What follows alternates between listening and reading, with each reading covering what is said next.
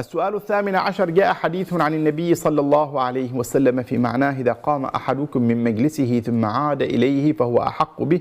متى تكون هذه الأحقية؟ وهل هي على إطلاقها أم هناك ضوابط معينة؟ هذا الحديث ثابت عن النبي صلى الله عليه وسلم كما قال صلى الله عليه وسلم، لكن المراد به أنه إذا قام بنية أن يعود، كالشخص الذي يقوم لغرض مستثنى، لغرض استثنائي، ولم يقم قياما لا يريد الرجوع عنده أو لا يريد معه أن يرجع إلى ذلك المكان، فهذا حكمه آخر.